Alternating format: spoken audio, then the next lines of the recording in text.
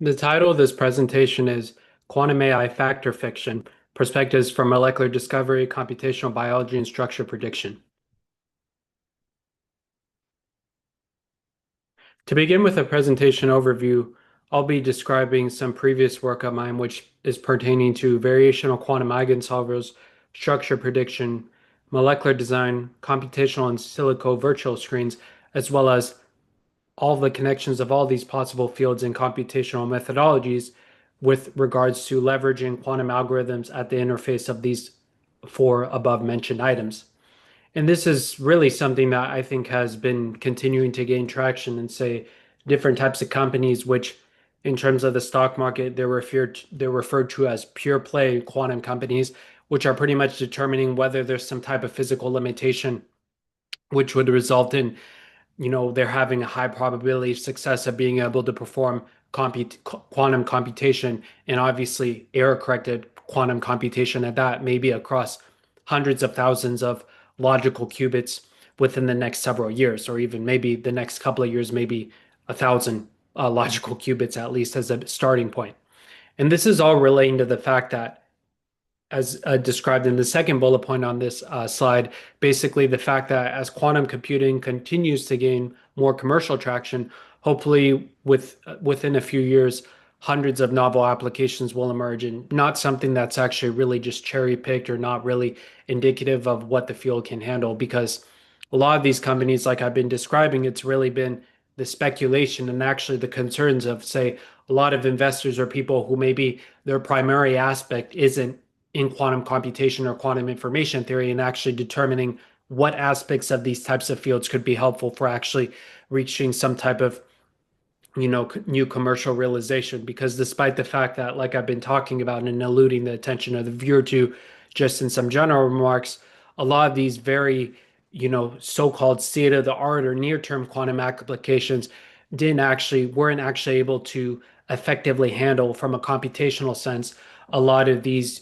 basically these quantum supremacy type of experiments or advantages, like Google had done when they pretty much were able to perform some type of task relating to random circlet sampling, and to actually be able to leverage quantum computation for being able to perform this type of routine, numerical routine, that is just with an exponential speed up.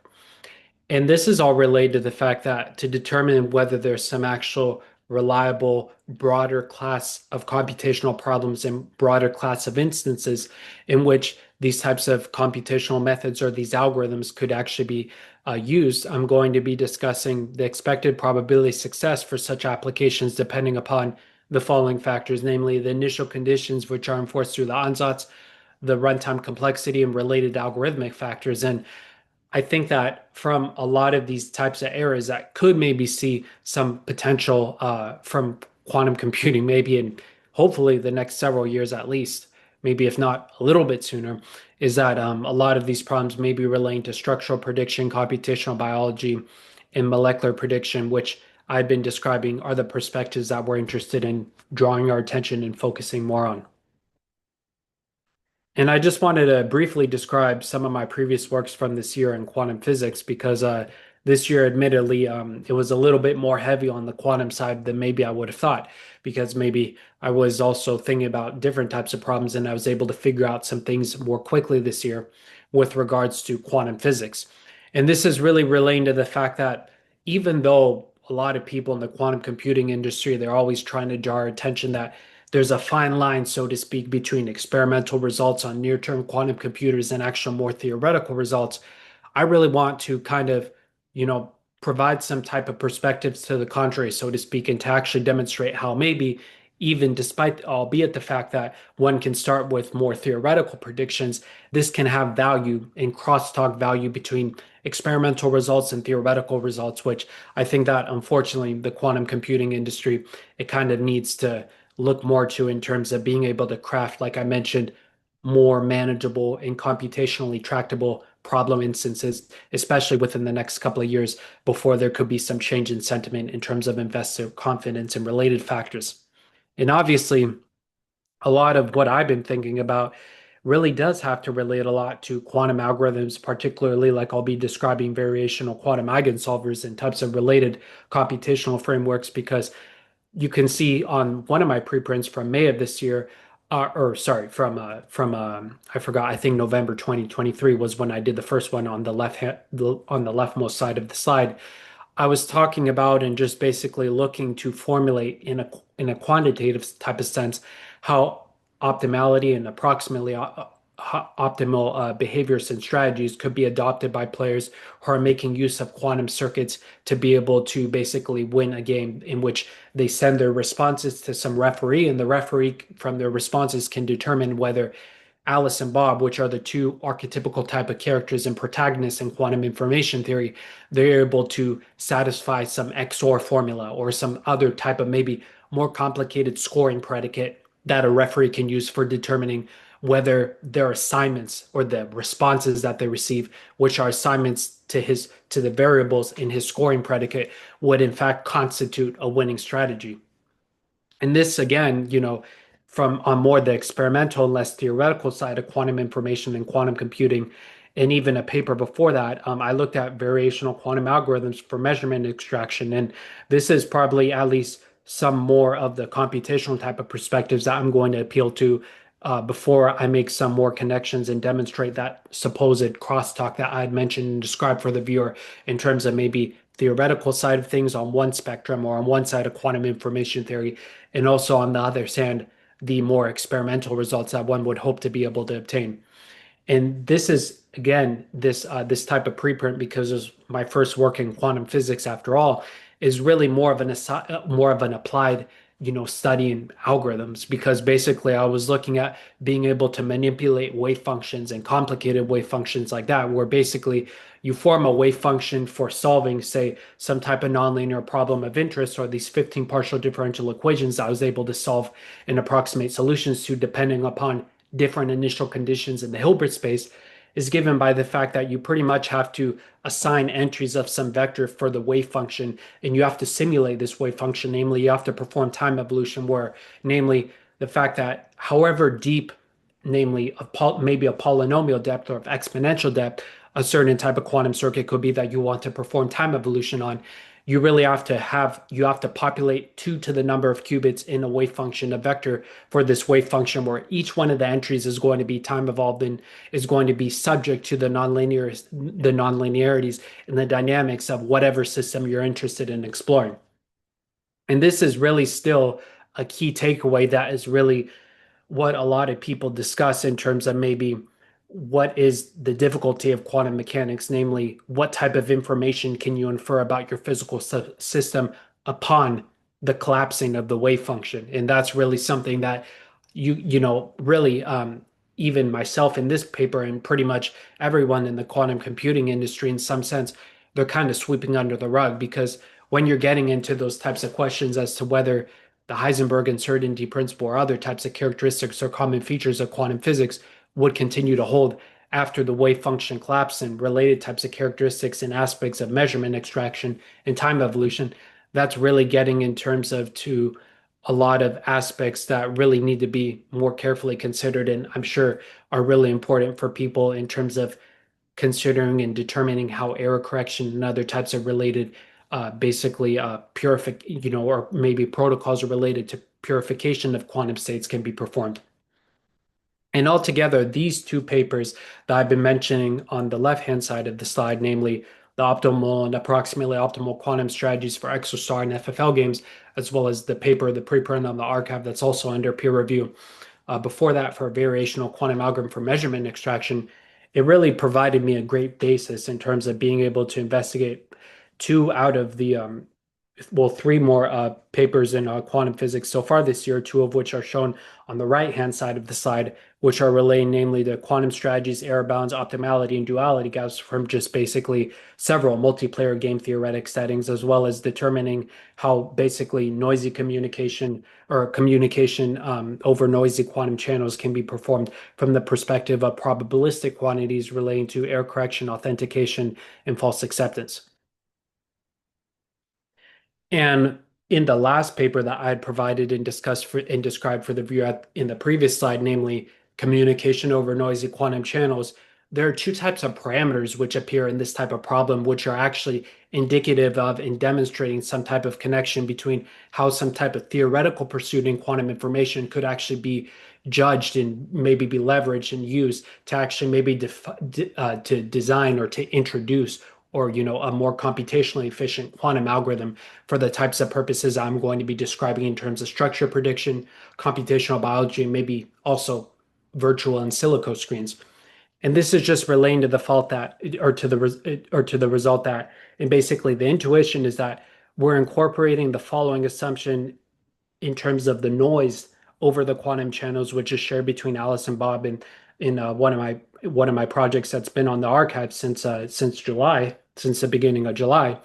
and namely that there's more noise over one quantum channel in comparison to the noise over the other quantum channel shared by Bob and Eve. And this is given by the fact that the noise tolerance or the level for a quantum channel, which is very much reflecting upon the limitations of quantum computation in the presence of noise and how, like I mentioned in the previous slide, those fundamental issues that one has to grapple with in terms of what type of information can someone be able to glean or to measure or to extract from a quantum system when you're collapsing the wave function is relating to even this type of very simple inequality, namely that the noise over the channel between Alice and Bob, where this arrow denotes the mechanism or the channel, the public channel, over which Alice and Bob are transmitting classical information in classical bits, is strictly larger than, namely, it stochastically dominates or it's larger than, it dominates altogether the noise over Bob and Eve's channel, where Eve is some eavesdropper who's trying to perform some type of computational routine that would unfortunately ruin the information, the classical information that's input into the quantum channel by Alice or Bob. And now that we've been describing some interactions between more theoretical and experimental areas, and maybe some of the types of key parameters that are coming into play in both theoretical and experimental studies of quantum information alike, I wanted to go more towards a more applied direction and kind of gradually work our way back and actually to demonstrate more information and more insights into those types of connections that we could use for the design of more efficient quantum algorithms. And this is a main paper reference from another presentation which I had described on the channel, in which I'd just basically been describing from the perspective of computational biology and structure prediction in these virtual and silico screens that basically we can make use of basically being able to virtually screen without necessarily needing to have assays that are developed in a lab, in like a biotech lab or a biology or a chemistry lab, or even maybe a neuroscience lab, determining how basically, in this case, SARS-CoV-2, which had a very novel crystal structure, which undoubtedly put a lot of stress and strain on the financial system and obviously on the healthcare system and having to deal with different types of patients when they were initially infected with novel strains of the coronavirus. How that actually relates to protease inhibition and the protease mechanism is relating to the fact that obviously, given that there's a strong statistical linkage between the HIV virus and the SARS-CoV-2, the coronavirus, that there are similar types of ways in which a virus could basically serve as a vesicle, or as, basically, have some type of vehicular purpose in terms of actually being able to infect someone and actually, pretty much imparting, upon them, the COVID virus that would then obviously be the subject of determining what are the main aspects and features of the crystal structure of the coronavirus and how would that actually be amenable to these types of algorithms to which quantum algorithms in particular are particularly relevant and salient. And this is just given by the motivation is that as given by the image from this reference, when we're looking at COVID-19 or other types of just basically structures that we would want to be able to study or to predict, we're having typically the following types of components, namely, if you go very close to just basically the center of this virus or this molecular vesicle, which is actually transmitting some type of disease or imparting some type of infection upon a patient that could potentially threaten his or her life, there's just basically RNA surrounded by various membranes and an envelope protein and a membrane, which is all basically being covered by the spike protein, which is ultimately determining how this infection or what is the severity of the infection that is modulated to a host organism that the virus is entering.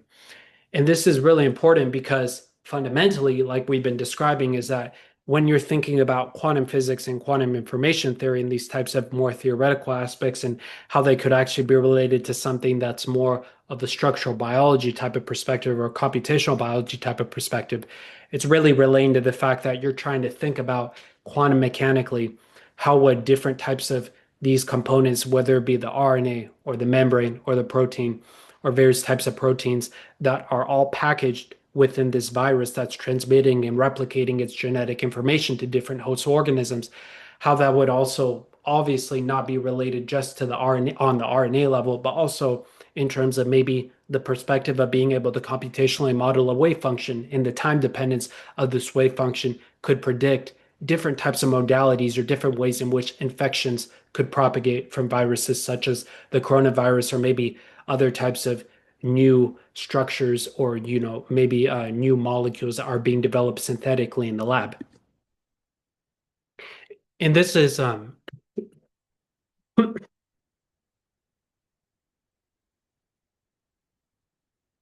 I'm sorry.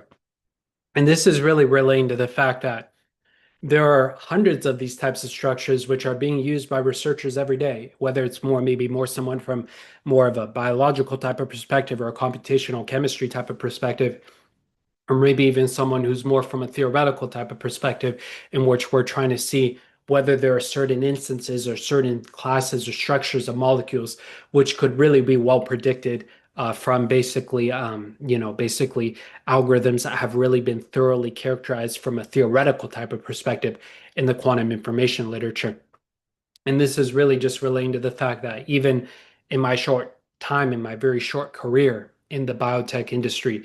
I was looking at even a lot of these types of receptors, and it's really proved to be an indispensable source in terms of determining whether there are any types of necessary deposited molecules that have any structures that have previously been characterized, as well as any types of closed variants up to homology of certain structures that have already been studied.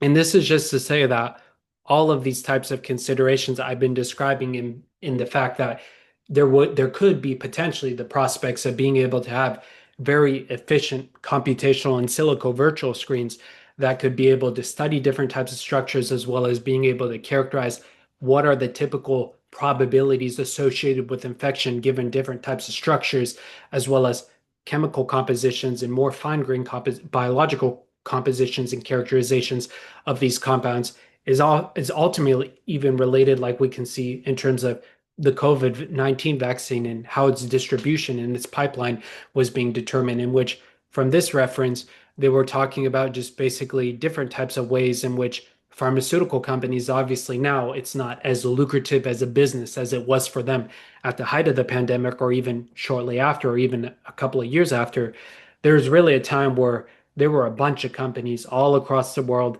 really participating in clinical trials and determining what types of ways they could actually determine that there would be favorable designs and aspects and characteristics of some type of vaccine. And obviously, at the same time, simultaneously taking into consideration the broader health of the public. And this is just to say that really we can see that it's not really surprising that obviously as more information and more structural predictions can be gathered from from as more type of information can be gathered from clinical trials like I discussed that were being conducted all across the world, pretty much there was a lot less, significantly a lot less people. Um, there were significantly a lot less people who are actually getting the vaccine administered after they had had a few doses, which had already imparted a significant amount of protection from the vaccines from COVID-19 or other types of related diseases. And this is to say that although we did see a really, a spike in terms of actually the total number of doses of vaccine that were distributed across different parts of the world, there's still very much a need to further interface computational and silico screens like I've been describing, particularly through the perspective of quantum computing and quantum algorithms, and how that could actually help us continue to determine what types of structures and aspects could really constitute a viable threat that would warrant the development of new types of vaccines and new therapeutic modalities. And this is to say that even on my YouTube channel alone, I've been describing many bioinformatic algorithms and pipelines which share collection with molecular docking workflows. A lot of these molecular docking workflows, like I've been describing, and I'll show a little bit of code of to reiterate the primary pre-processing steps and the primary computational steps of these types of algorithms, is given by the fact that it's dependent upon structure prediction, de novo graph assembly, reverse translation of amino acids, cell annotation, as well as potentially transcriptome assembly. And all these computational types of routines are really related because if you're starting in terms of approximating the binding affinity from this CellTalk DB repository that I'll be describing in a little bit in this presentation, you're pretty much determining whether, basically, given some sequence up to high homology, you're able to generate, or you're capable of generating, other types of candidates which match up to some certain percentage, obviously ranging from 0 to 100% in complete generality, with some type of compound or molecular structure of interest that you're interested in further investigating, computationally speaking. And this is even related to the fact that when you're looking at a de novo graph assembly, namely a graph assembly in which you're determining de novo, basically without having to rely on some type of explicit sequencing resource, just basically example graphs or assembly graphs of sequences that are placed on top of each other, namely genetic sequences that may have mismatches or perturbations or permutations across some fixed number of base pairs or positions of the sequence. Having this type of computational methodology and paradigm in place can also prove to be helpful in terms of determining what is the certainty that certain types of sequences would be able to overlap with each other up to some percentage or up to some degree of similarity, while simultaneously being able to ensure that some type of desired biological function can still be carried out and enacted. And obviously, as a more straightforward computational step, reverse translating amino acids can be helpful because it can allow you to relate DNA or RNA to amino acids and the structure and the synthesis of proteins, as well as even being able to characterize cells through annotation, pretty much in which people who know synthetic biology or other types of areas know that the growth of biological films or other types of related thin films is really important in the lab in terms of determining whether some type of assay is performing or is up to snuff, so to speak, or is up to some types of certain characteristics or capabilities that are being studied in some type of experiment of interest, maybe being able to determine whether some type of concentration or some type of biological byproduct of some smaller group or a growth of cells or some smaller type of biological film would actually result in terms of some desirable scale up, which is helpful for many types of companies that I'm sure many biotech companies have been still considering, especially over the past years with various constraints and difficulties to acquiring funding. And this can even relate to transcriptome assembly because the transcriptome can have several types of connections and consequences in terms of actually being able to determine whether there's some types of elements of the genome that could be useful for many types of purposes. And this is to say that these types of data sets are finding this type of useful information rather than what's just provided on the NCBI database that I provided and described for the viewer in a previous slide a few slides ago, is coming into the fact that you can look at the following types of preloaded data sets, which are particularly relevant and helpful for the purposes of cell annotation. And obviously, a cell annotation preloaded data set, it's really serving the primary purpose of being able to unveil mechanisms by which receptors of different diseases propagate infections to host organisms. So even though I was describing earlier on in the presentation, in this presentation, just basically how structure prediction and computational biology in virtual and silico screens can be applied to the COVID-19 receptor and how that has connections to the mechanisms in which the HIV virus propagates its genetic material through an infection to a host organism. This type of methodology has been around, obviously, not only before COVID vaccine and the advent of this rapid development of vaccines and novel types of therapeutic modalities, but it's also even relating to what's provided through some resources by the Broad Institute, which I found were to be very helpful when I was studying and learning about some of these types of related aspects of preloaded data sets and related objects that are publicly available. And it's even really relating to their cancer dependency map or their other bioportals in which they just basically provide other types of additional data sets. And you can see that they have cancers that are just basically occurring in a wide variety of areas of the body, say maybe in your bladder, or in your gut, or other types of areas, or your stomach, or maybe even your head, which can even encapsulate several types of connections between neurodegenerative diseases as well as potentially other types of clinical trials that are ongoing that are very much of interest for professionals to continue investigating. And this is just to say that the connection, again, like we've been describing between variational quantum eigensolves or variational quantum computing and these types of objects and biological constraints and chemical characteristics of compounds that can very much constitute a viable threat to the lives of easily hundreds of millions of people, is that we can make use of other types of algorithms to try to numerically approximate the ground states or other types of related characteristics and properties of molecular candidates, which could prove or which could actually pose a serious threat to the health of the public. And this is even relating to the fact that I was really much thinking about making use of quantum algorithms for some nonlinear problems, which could then be built up and appropriated for types of structure, types of prediction related problems, like I'll be describing further on for the viewer later on in this presentation, which are relating to just basically Hartree-Fock chemistry and various well characterized and well studied aspects of electronic structure and quantum electronic structure at that. And this is just basically to say that if we're thinking about modeling, like I described earlier, a solution state to some type of nonlinear problem of interest and trying to model that in terms of the propagation mechanisms for some type of novel virus or some type of novel structure of interest, it can really be related to the fact in terms of what I've been describing here in terms of simpler nonlinear problems and actually being able to determine what is the dependency over time of these types of dynamical processes, and then being able to factor in several other types of characteristics of macromolecules or biological and chemical characteristics that would overall broaden our perspective of how we can actually simulate different types of viral infections taking place. And at the same time, on the flip side, being able to determine what would maybe be the key components or the key aspects of the supply chain that would need to be in place for actually determining that these ingredients, which are vital ingredients for new types of therapeutic modalities, would be in place. And this is pretty much to say that I've really looked at performing, trying to approximate the stress energy tensor, say, for the Einstein equation, which is one partial differential equation of interest. And although there's really a big discussion in terms of whether someone can quantize the stress energy tensor, which appears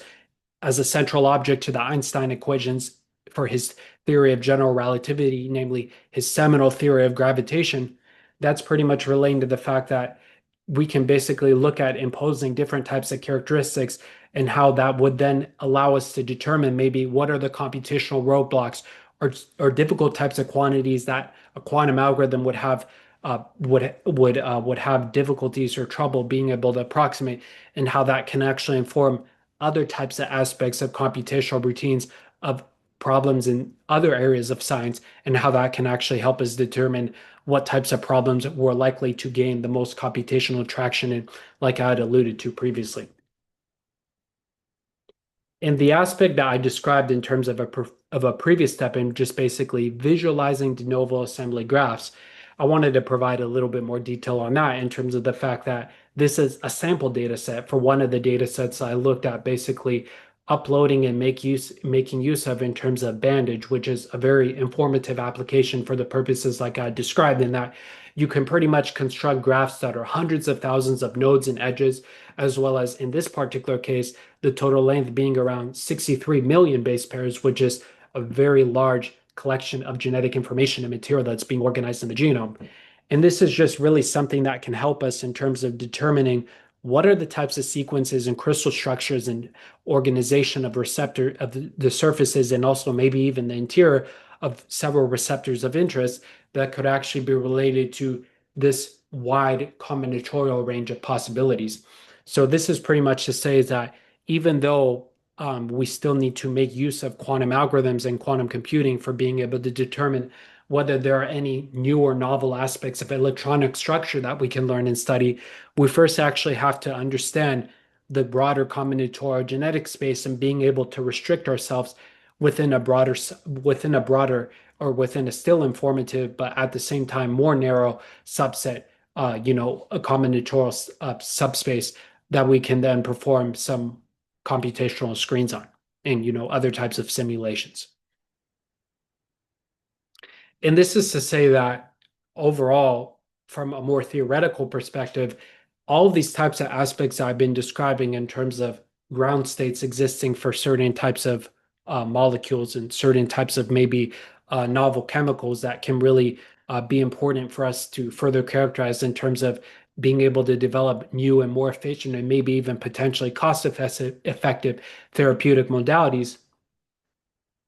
is all relating to random matrices, namely the spectra of arbitrarily large or even easily potentially large random matrices can be formulated in terms of properties of biological systems and open quantum systems. And this was relating to a short little paper that I did on the archive a while ago, in which I had pretty much established some types of comparisons in terms of just basically the spectra, namely the eigenvalues or the spectral gap, namely the difference between the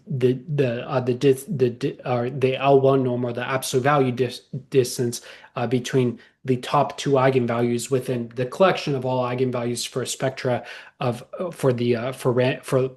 arbitrarily large random matrices is really relating to the fact that it inherently has roots in quantum mechanics, and actually being able to leverage these types of matrices and these mathematical objects is actually providing one instance that obviously, like I mentioned, I think there should be some closer examination of this in industry in terms of being able to determine what types of chemical structures or related computational biological problems and related problems or even learning problems with machine learning or deep learning can be further characterized. And this is just to say that this is an image of one of the dilution refrigerators that's being maintained by Google Quantum AI. And as a world leader in the quantum computing industry, Google Quantum AI, they've pretty much been encompassing all possible areas and all possible levels of the quantum computing stack that have been examined by many types of smaller players in industry, because they're not only looking at and providing cloud access to these types of quantum computers, which are being housed in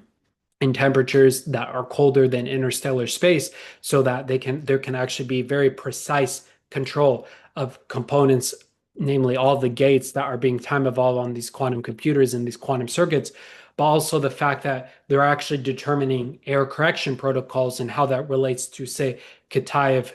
toric code that he had described, and several other types of related aspects of quantum information theory, which are really determining how, again, these fundamental objects can be formulated in either a more theoretical sense, or maybe even a more experimental type of sense, and how that ultimately relates to the noise of the system, which is related to those two parameters which I was describing for the viewer that are coming into play in a more theoretical work of mine from earlier this year on communication of classical bits over noisy quantum channels. And the PDB-QT files is a specific format of the files that are deposited in, say, the NCBI database or repository, as well as even other types of repositories that I'm going to be describing for the viewer, is because together with these types of files, you're able to implement some type of classical computational screen at the first point as an initial starting point with Autodoc V9. And this is what I had investigated in a previous presentation of mine on the channel, in which I just basically described I basically investigated how these different types of computational virtual in silico screens can be related to basically different types of predicted structures and crystal structures for the COVID-19 receptor from those 92 possible structures, which I described from the main reference from the biomolecules preprint on the archive. And how basically the fact is that that's why it's so important to determine what is the combinatorial space of possible structures and receptors, because that can pretty much put a roadblock in terms of what would be the actual components or the key fabrication steps in terms of the components that would need to be put together for vaccines or other types of therapeutic modalities. And that's pretty much determining how much of a limitation time-wise there is that we could actually be able to maybe determine whether some type of vaccine would minimize side effects while actually being able to help people out who have potentially been infected by a novel type of virus. And the second possible paper reference, or second paper reference, which provides another possible database that's also very helpful to keep in mind, is the ChemBL database. And this is also providing another type of perspective in terms of targeting of the main coronavirus protease. Like I described, the fact that this protease inhibition mechanism is related ultimately and inherently to the way in which the coronavirus was infecting individuals and people at an unprecedented rate that had never been seen for any other type of virus or crystal structure before in history. And this is even relating to the fact that when we're looking at maybe potential candidates for SARS-CoV-2, like they've been described from this type of database, again, this is really just describing and bringing into attention what are the possible characteristics or prospects for being able to leverage quantum algorithms from the types of compounds and aspects and features that were very much interesting of, say, new types of receptors, novel receptors like the coronavirus receptor, and how that relates to and distinguishes and discriminates this type of receptor from receptors of other disease that have never become as virulent as before. And in this second paper reference, they really provide a very helpful type of visualization, which is namely some type of characteristic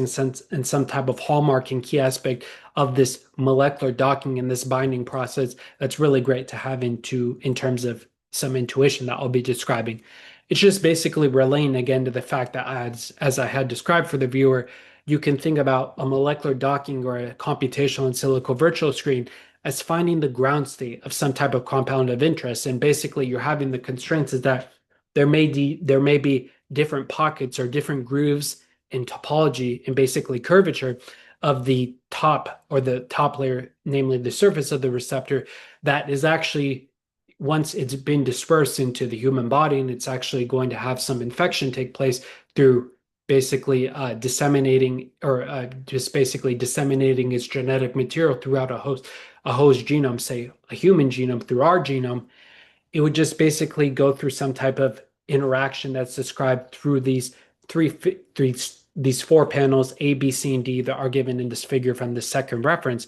namely given by the fact that the receptor would actually be able to approach some type of compound of interest for which there could be a sufficiently high probability of some type of binding event occurring or some type of molecular docking event. And then just basically there could be some types of intermediate steps in which either the magnetic or the electric characteristics or the magnetic field or the electric field surrounding these different types of compounds as they're in a nearby vicinity of each other in a nearby area of each other within the human body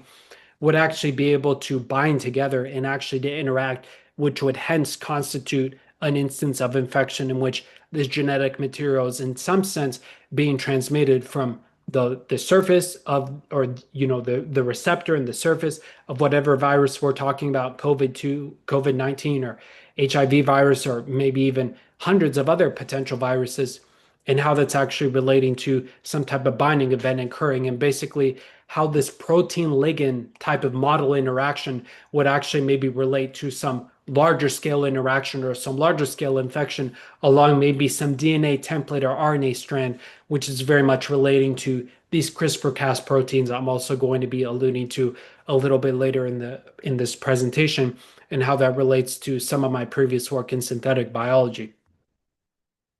But rather than previous applications of molecular docking frameworks and cell-tog-DB sequences and protease inhibitions, we can think about, again, drawing our attention to how some of these classical aspects of these problems from running AutoDocVina, namely a classical computational workflow, actually relates to quantum computing and quantum information and quantum algorithms. And namely, this is given by the fact that if we're starting on the image that's given on the left-hand side of this slide, namely some of the reference structures for the reference crystal structures for COVID-19 from 92 possible structures, we can see in some states that there's some type of symmetry that's associated with these types of molecules, basically because we can basically have some type of distribution of pockets, namely distribution of possible sites in which a receptor can interact with different types of ligands, in which these smaller molecules can localize themselves to any one of these pockets that are appearing on the surface of this COVID-19 crystal structure, and how this would pretty much be related to some type of event again, like I described and had briefly talked about for the viewer in terms of just basically modalities or possible ways in which a disease or an infection or a virus can propagate its genetic material to the human genome. And this is just basically given by the fact that the CellTalk DB database, it's a really great repository. I think it's a run by the Chinese Academy of Sciences, and pretty much they described several different types of connect steps for actually being able to make such a repository possible, as well as the certain types of information that they provide in it, which I reproduce on this slide, which I just wanted to very briefly describe. Namely, you can look at protein-protein interactions, annotated information or annotation information like I'd even described for the viewer in terms of cell annotation or other types of ensembles, the NCBI database, like even what I described for the viewer, as well as even the UniProt, which is another type of database which is providing full-length amino acid sequences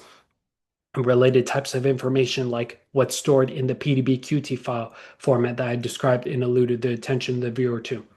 But altogether, rather than obviously this data collection stage and identifying several possible repositories, we have to think about the data processing step, namely being able to convert all these types of things into entries, like what's even appearing on the PubMed repository and other types of great repositories and information and entries and deposited entries that they provide.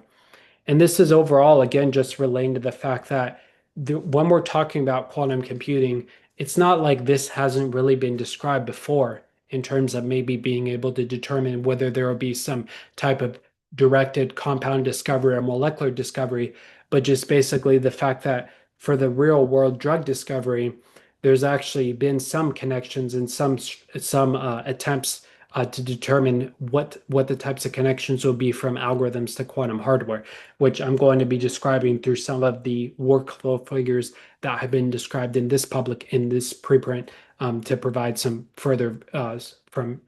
details right now. And this is just basically given by the fact that the first workflow diagram that they provide in this figure, it's very much describing a lot of the types of characteristics in the computational paradigms that I've been describing for the viewer, namely given the fact that you may have some backbone of a drug or of a molecule of mind, which may represent some aspects of the genetic material, the genetic makeup and composition, so to speak, of some type of compound that you would expect to just basically be just basically how it occurs in nature, just basically a fact of life. And from this information, you can perform optimization, as well as they show here, as well, in addition to drug structure selection or basically quantum mechanics or molecular mechanics simulations, which can then be able to determine whether some type of experimental assay or maybe even potentially other types of quantum mechanical computations and calculations, which can be determining the solvation effect as well as the force.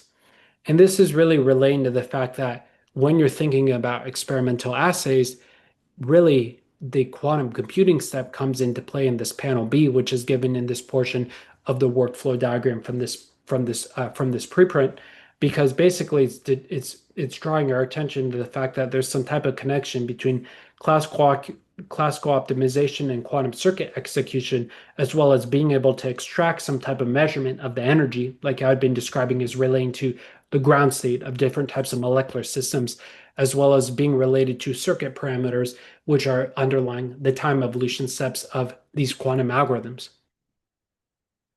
And altogether, this is even relating to more of a computational chemistry type of perspective, because you can think about being able to approximate the Gibbs free energy with Hartree-Fock. And I'm going to define Hartree-Fock a little bit later formally, just some of the key objects, because it's just a few key objects to continue solidifying a lot of the intuition and discussions that we've been having. But just basically the Gibbs free energy, it's pretty much very much a quantity of interest that's important to explore from the perspective of statistical mechanics and statistical physics, because it's just basically determining what would be the difference between a ground state and an excited state for a different type of molecule, and how we can actually be able to determine whether, as is shown in here, how VQE just basically would approximate the structures of this delta G, the change in the Gibbs free energy, given different subscripts and superscripts, namely given different types of sets of experimental conditions that are performed by laboratory scientists at the bench in a biotech lab or biochemistry neuroscience lab, either with or without solvents, and just basically how this would relate to density functional theory, namely basically aspects and computations that are usually performed in quantum mechanics, which are used to determine, and from more of a quantum mechanical type of perspective, what would be the behavior of these molecules and these receptors, and how that would determine and relate to the performance of near-term quantum algorithms. And the components of the workflow that were shown in the previous slide share connections with the VQA workflow, which I just wanted to describe in a few couple of more steps now to further elucidate the intuition and to further provide information for the viewer about what are the actual prospects in terms of how reliable this type of directed molecular structure prediction is in terms of a potential application of quantum AI. And it's just given by the fact that Google Quantum AI, which, like I mentioned, they're very much a leader in terms of being able to,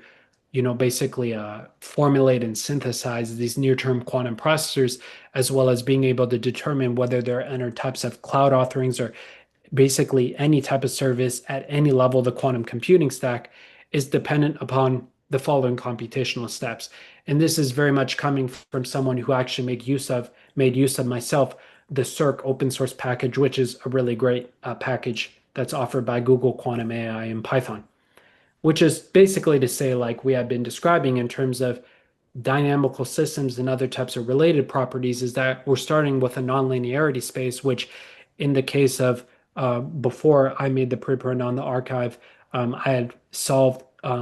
had approximated solutions to 15 PDEs, but before I just had 9 PDEs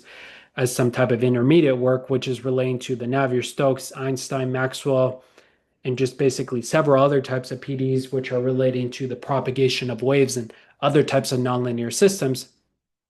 And when we're specifying the nonlinear space for these partial differential equations, basically we have to think to ourselves in terms of what's the requirements for the ansatz. And the ansatz is important and significant because it's basically helping us determine what are just basically the conditions that we want to pose initially before we're performing time evolution in the Hilbert space, and basically how these initial conditions potentially impact the first and higher order derivatives of the solutions of the system. And this is really important for us to keep in mind, because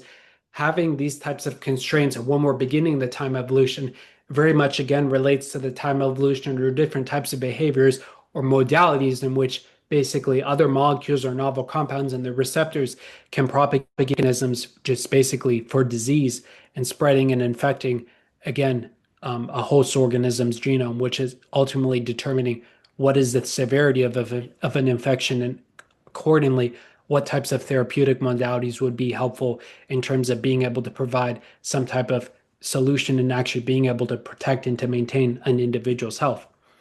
And this is overall given to the fact that we're just looking to basically, after formulating a cost function from these nonlinear problems, just basically being able to pass to a ground state space, which is very much like the ground state space, which was given through those molecules and different types of biological materials and biological objects, biologically motivated objects I've been describing, namely in that we're performing some transformation of the partial differential equation, which is given from the nonlinearity space, depending upon the first, second, or third order spatial derivatives. And this is allowing us to form a resultant quantum superposition for the solution state approximation, which is just basically corresponding to the wave function. And overall, we can automate our quantum circuits again with the open source package that's provided by Google Quantum AI, which allows us to assemble solution approximations. And this is just overall relating to the fact that, as a general matter of fact, VQE, or the variational quantum eigensolver background, has been a well-studied and characterized quantum algorithm. it's not just obviously me that's been using this or trying to determine the limitations or maybe cases or use cases in which this algorithm, this quantum algorithm in particular, would encounter some difficulties or maybe potentially some barren plateaus, which would hence imply that no matter how much computational power you give this quantum algorithm, it wouldn't actually be able to approximate the solution to some type of nonlinear problem efficiently. And as a general matter of fact, the general VQE background is relating to the fact that one can start with a Hamiltonian representation, which again is where the aspects of quantum quantum electronic structure are really coming into play because you write the basis of this Hamiltonian in terms of annihilation and creation operators, which ultimately is dependent upon the electrons which are present in all of the orbitals for some type of compound of interest. And obviously, we can look in terms of the Pauli basis elements, which again are fundamental objects introduced in quantum physics and quantum electronic structure theory, for actually being able to determine how one can basically perform unitary operations, hence time evolution operations, to be able to just basically generate, as given in panel 2D of this table, observables that you can basically compute, which are relating to various expectation values which all together can be related to ansatz and state preparation as well as initialization in the Hartree-Fock chemistry, which altogether constitute the variational quantum eigensolver pipeline. In the quantum circuit architecture for the variational quantum algorithm, again, from the perspective of Lubash et al., which is another reference which I've been describing across a couple of videos on my YouTube channel, is basically the fact that you can look at in terms of being able to interface aspects of these quantum circuits, namely an initialization in the zero state, performing different types of gates, ranging from the Hadamard test, unitary transformations, to the quantum nonlinear processing unit, as well as Pauli-Z rotations, and being able to determine how you could basically interface this over the cloud through, say, free proprietary offerings from IBM, which I've also made use of, which are very informative in terms of determining the error rates as well as the limitation to the overall number of qubits or the overhead, the computational overhead that is, that would be required to perform time evolution for studying properties and electronic structures of different types of materials. But altogether, after time evolving the quantum circuit for the first time, the optimization loop continues from the first instance of readout. So just basically to say, like we had described in the previous slide, you initialize everything in the zero state, but really, realistically speaking, experimentalists will know that you have to perform some spin echo pulses and other types of computational or other types of experimental routines as the system is lowered to this temperature that's the same as interstellar space, to actually be able to determine whether you can perform some extraction procedure for extracting some type of meaningful measurement from the resulting wave function. And again, like we've been describing for our biological type of purposes, this is relating to some classical quantum optimization loop in which we're looking to approximate the binding affinity for some compound of interest.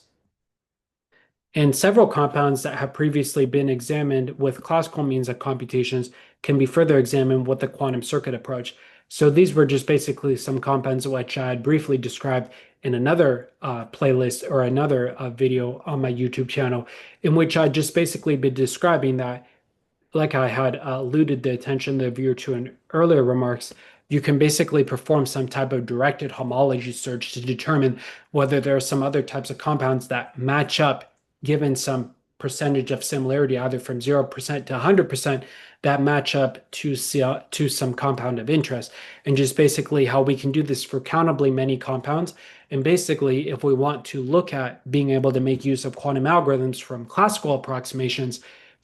or approximations that we made for binding energy or these delta G factors, namely the change in the Gibbs free energy given different types of experimental conditions, we can basically look to these types of compounds and being able to think to ourselves how we would formulate different types of classes and groups of quantum circuits that we would like to perform time evolution on. And from this collection of candidates, we begin to make connections, more connections, like I've been describing for, say, the theoretical side of things and the experimental side of things, which is relating between the quantum circuit approach, which is dependent upon the complexity of each structure, which we can see for this type of structure, if we perform 90-degree rotations about a fixed axis in these different types of structures, we can see that there are many different types of modalities and associated biological processes and molecular docking and binding events that could occur for these types of large, maybe potentially structures with hundreds of molecules, macromolecules at a time. And for the COVID-19 receptor, like I've been describing as kind of a novel, an example of a novel receptor from a few years ago that was subject to significant interest in terms of, basically vaccine development and computational in silico strains, the symmetry of the receptor structure also plays a significant role in allowing for comparisons between quantum and classical methods of computation, which is just basically to say that this symmetry, namely the distribution of possible binding pockets that are given along one of the potential structures out of 92 possible structures within the combinatorial space for the COVID-19 receptor structure, it's really very important for us to be able to explore this space efficiently across all possible binding pockets, which is where quantum computing could also come into play in terms of providing maybe modestly some polynomial speed up in runtime, but obviously maybe not exponential because exponential speed up in runtime is a difficult class of problems to be able to encounter. And altogether, with lessons in mind from several classes of receptors, we are interested in determining amenable qualities of random circuits for test cases of quantum methods, which is just basically to say that we can take any type of receptor structure in determining what would be the depth, maybe like I mentioned earlier in the presentation, whether it's a polynomial or exponential depth, and how that would actually relate to the computational complexity for performing time evolution for different types of materials that we could be interested in studying and how receptors could be of interest for us to characterize further.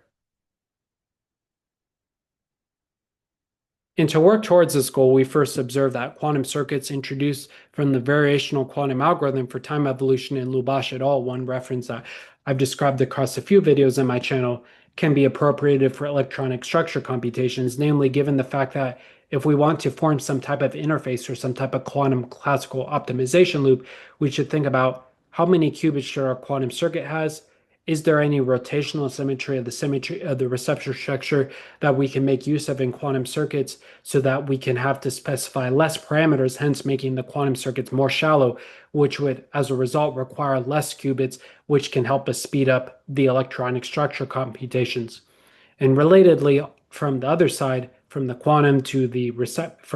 side to the molecular discovery, the computational biology side, we can think about, are there any other closely related receptors for new structures that we can study from quantum circuits?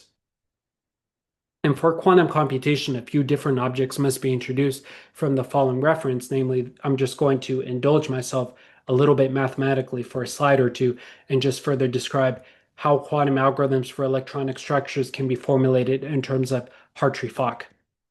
And this is just basically given by the fact that from the objects that are defined in this reference, we look at introducing, like I had mentioned and described for the viewer earlier, an electronic structure Hamiltonian, which is given in terms of being spanned by annihilation and creation operators, which is kind of like the Hamiltonian for the Ising model, because we're looking in terms of spins are +1 or -1, where similarly in this type of electronic structure Hamiltonian, this basis that we're using to define how likely is or the energy functional for different types of molecules given the electronic structure is determined whether, after all, an electron is present or not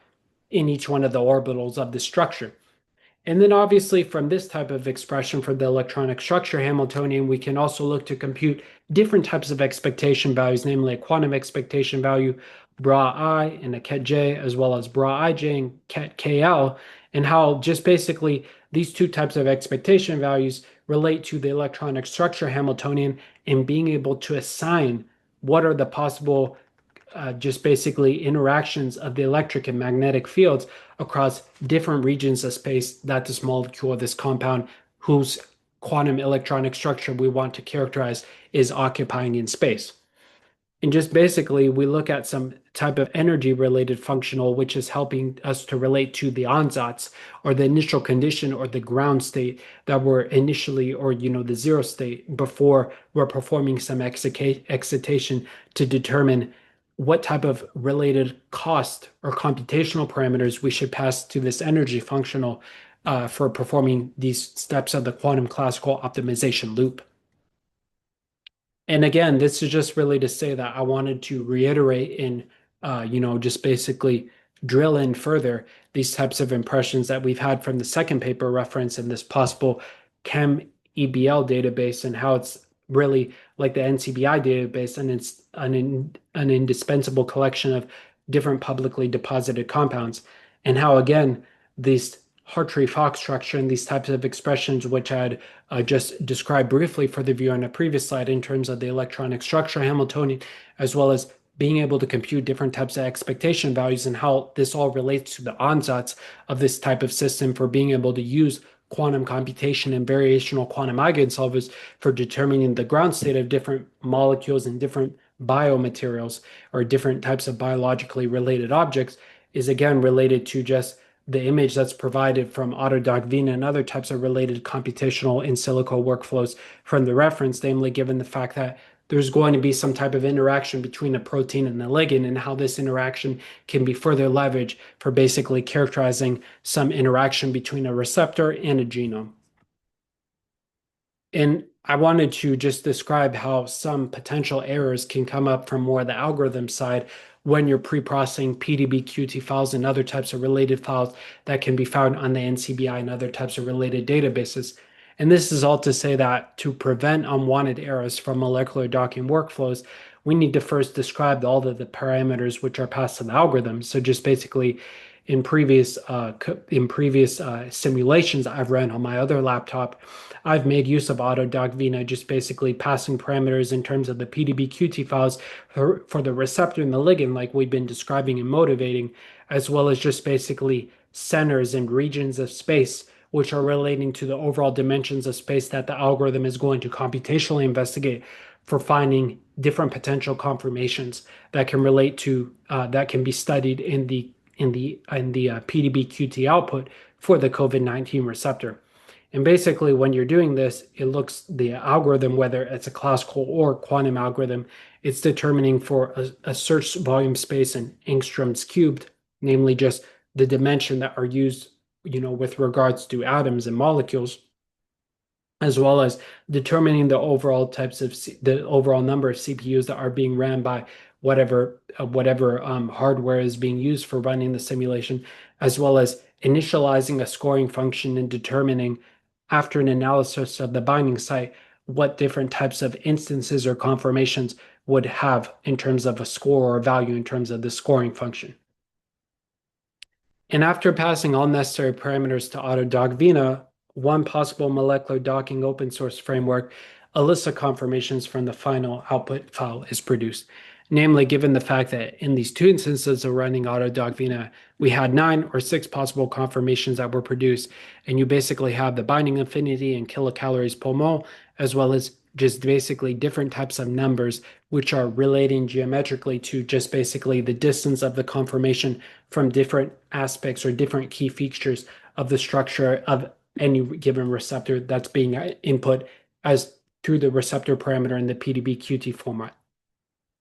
But unfortunately, like we've been describing, errors in quantum and classical algorithms can accumulate. It doesn't really matter because error correction isn't something that wasn't around just when quantum algorithms and quantum computing came more to the mainstream. It's really relating to the fact that sources of errors for these types of molecular docking and in silico strings through classical computation can accumulate if a poor choice of parameters for the docking region are passed to the algorithms, as well as other types of parameters which are related to the computational complexity, which are specified in the PDB-QT file formats for the ligand and receptor.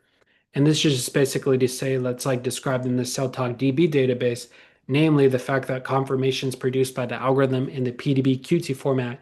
sometimes can be oriented directly outwards or in a wrong or miscellaneous or spurious type of direction within the binding pocket, which is not an interaction that would probably be experimentally characterized with binding assays that would be experimented and further investigated by laboratory scientists at the bench.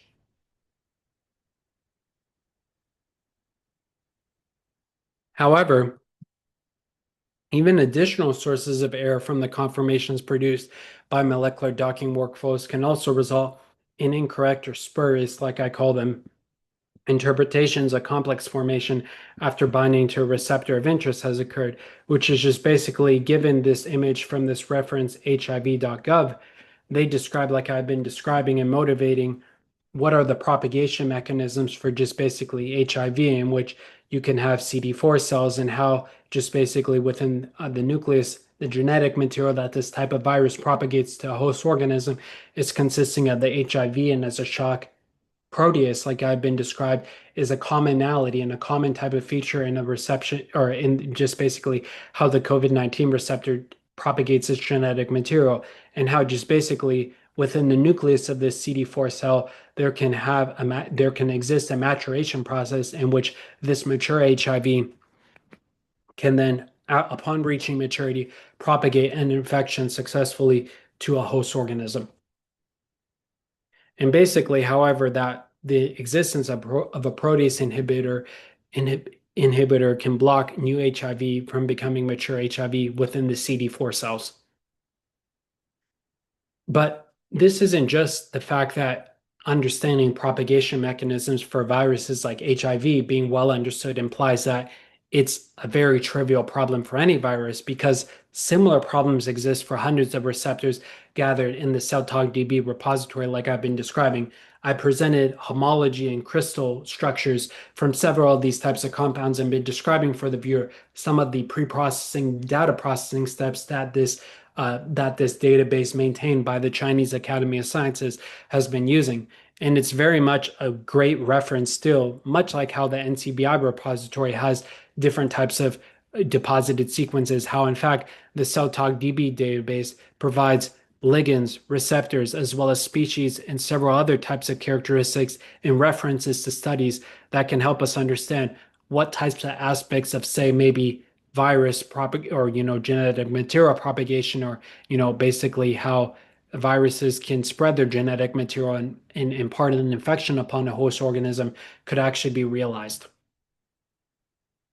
And altogether, this is relating to the fact that we can be able to diagnose possible sources of error in problematic configurations from PDB-QT outputs, namely given the fact that if we have some possible output that was given, like how I described from Autodoc Vima, namely modes, a list of possible conformations,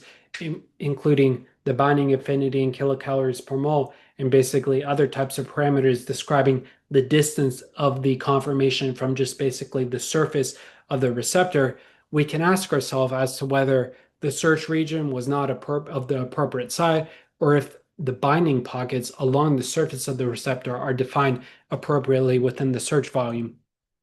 And conversely, from the biological type of perspective, from the perspective of computational biology and structure prediction to the perspective of the computational in silico screen, we can also think to ourselves as to whether there is any predicted binding affinity from the compound structure that is too weak on the kilocalories per mole scale, as well as whether similar compounds have been tested in assays before. And this is to say that in this reference that I saw from GenScript in my LinkedIn feed a while ago, I felt that this overall chart that they had for nanoparticles for drug delivery was very informative, because it just basically described the wide variety of vesicles, molecular vesicles, that is, and nanoparticles that can be used for just basically determining, or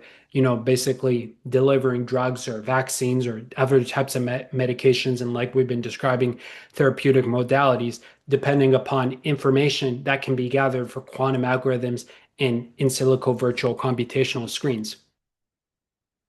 And obviously, depending upon the vaccine formulation, which is relating to all of the potential nanoparticles that can be used for drug delivery, like described in the previous slide, several components of the supply chain can differ, in which from this NDPI reference, they had really described and really spelled out in a bit more detail some aspects like I described earlier for the viewer with regards to how vaccine manufacturing can compare amongst different types of distributors and how basically more near the height of the or after the height of the pandemic in which there's still a lot of uncertainty about COVID or other types of related receptors and how these receptors can propagate infections and their genetic diseases or their genetic information and impart disease amongst a host organism, a human in the human genome, and just pretty much how we have to very much keep into mind how different types of components of these vaccines or therapeutic modalities would come together and consolidate for providing a healthy and safe option for the public.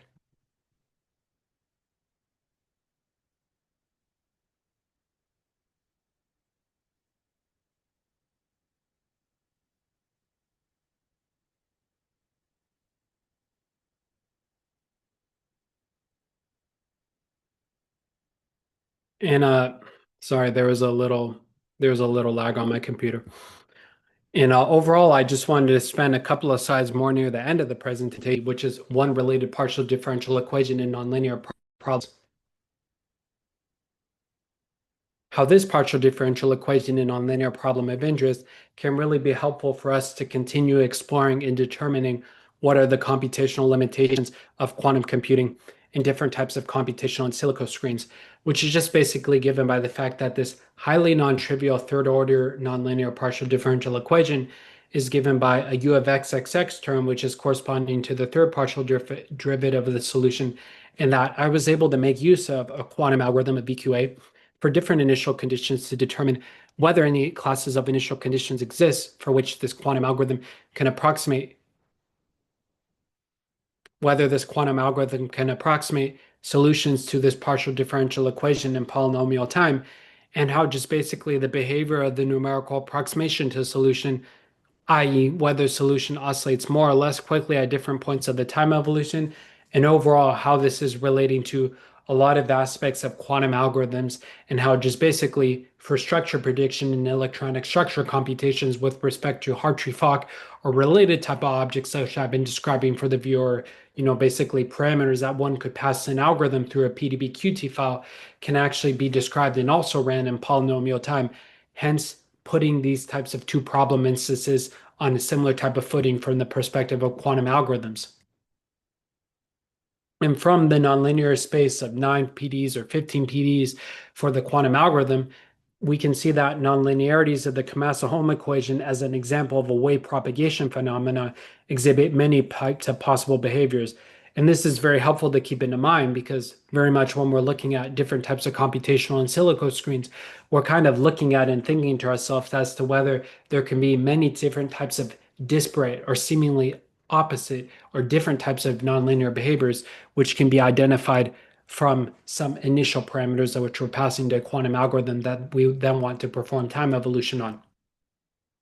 And overall, this is relating to the fact that measurement extraction for approximating PDE solutions is generally related to the fact that we want to establish some type of correspondence between quantum readout and a classically computed PDE solution. And just like how these dilution refrigerators, like I've been describing from Google Quantum AI and other key industry players in quantum computing, they're relating to the fact that, like the contradictory nature of Schrodinger's cat, in which before we collapse the wave function and we make a measurement through opening the box, the cat is in a superposition of being dead and alive at the same time, which is then determining towards a localization of this type of readout that we're having from the quantum wave function as it's in the process or after it's being collapsed, and how this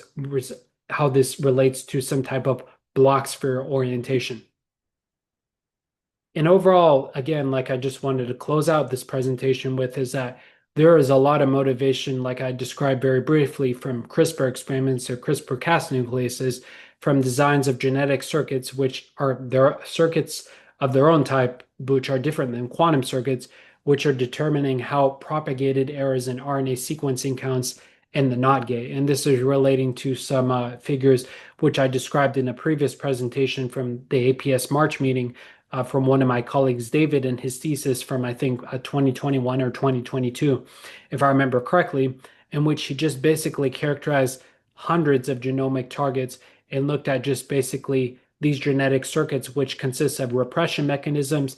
dead Cas nuclease components, which is relating to the specific CRISPR-Cas nuclease, dead dCas 12A, namely a catalytically inactive component, as well as SAC-B and TET8 components, and how basically this component, if you zoom into this component of the genetic circuit, which is representative of these small circular pools of DNA, that basically we're relating to a guide and a target, and how this relates to a rich combinatorial space of structures and also perspectives and just basically methodologies between computational biology and synthetic biology that he even said would still really be interested to explore more in the future. And this is just relating to the fact that from some work in my master's, which was really great, from David's thesis in the School of Applied and Engineering Physics at Cornell, I just basically built upon some aspects of his data in terms of first passage time solutions, which again is determining very much to these types of molecular docking and in silico screens, because we're basically determining, giving a wide variety of catalytically active Cas nucleases, ranging from Cas9, Cas12a, Cas13a to Cas13b. They all have either maybe different types of modalities through template RNA strands that they would target. And basically, you can have some type of model through a first passage approximation, which is dependent upon an analytical expression in terms of an exponential of an error function, which can be experimentally characterizing different passage times corresponding to the diffusion of CRISPR-Cas nucleases when they're performing editing, much like how a virus is looking towards diffusing along a template or DNA RNA strand when it's disseminating, or when it's propagating its genetic material to host through an infection. And overall, the consequences, like I provided in this very nice crystal structure from Proteopedia, is that this allows us to characterize landscape-specific fluctuations, which can be correlated with fitness impacts for dead Cas nuclease binding, which again is relating to a lot of those types of questions, computational questions with computational in silico screens and COVID receptors and HIV receptors and other types of related crystal structures, which can furthermore help us characterize the range of molecular mechanisms that can be damaged or degraded with dCas binding, or even binding of other types of molecular vesicles.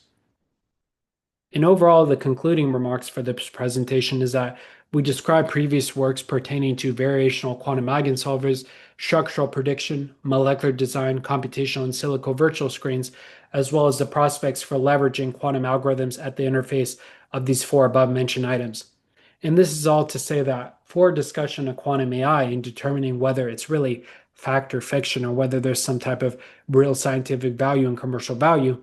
in the next few years, we really need to draw our attention to the fact that future applications of near-term quantum processors need to continue making significant advances before discovering new compounds of significant therapeutic, medicinal, and commercial value.